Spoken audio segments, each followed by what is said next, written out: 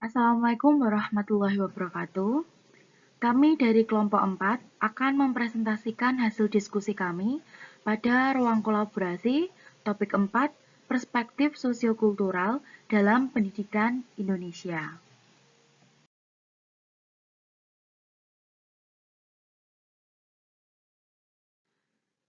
Yang akan kami bahas yang pertama adalah mengenai pandangan masing-masing anggota kelompok tentang konsep ZPD yang mempengaruhi pembelajaran. Menurut Dila Margareta, konsep ZPD yang berpengaruh pada pembelajaran ialah ZPD yang menjadikan pendidik sebagai mentor dalam pembelajaran. Menurut Nadia Rizky Amalia, ZPD dapat digunakan guru sebagai pemetaan kemampuan siswa saat awal proses pembelajaran akan dimulai. Menurut Kusno Khotimah, konsep ZPD berpengaruh dalam pembelajaran karena dapat digunakan untuk mengetahui kemampuan peserta didik. Dan yang terakhir menurut Afif Wahyu Aji, berdasarkan hasil ZPD, guru dapat menyusun kegiatan pembelajaran yang disesuaikan dengan kebutuhan dan kemampuan peserta didik. Selanjutnya yang kami bahas yaitu pandangan masing-masing anggota kelompok tentang kesiapannya mengajar dengan memperhatikan konsep ZPD.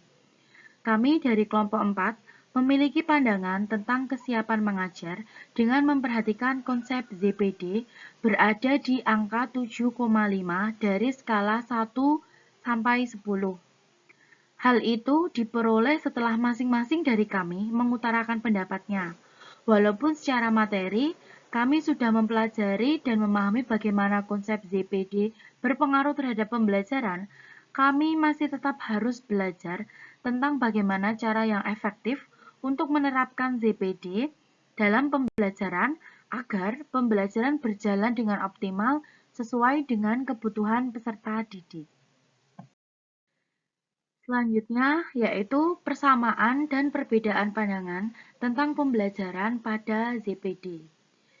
Yang pertama yaitu persamaannya, konsep ZPD dapat mempengaruhi pembelajaran. Hal itu dikarenakan dengan menggunakan konsep ZPD, pendidik dapat memetakan kemampuan peserta didik di kelas, sehingga memungkinkan pendidik untuk menyusun pembelajaran sesuai dengan kemampuan peserta didik.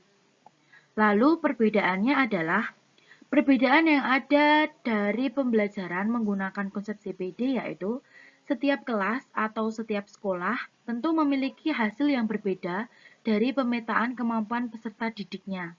Maka penyusunan pembelajaran yang akan digunakan tentu memiliki perbedaan dari kelas yang satu dengan yang lain, ataupun sekolah yang satu dengan sekolah yang lain.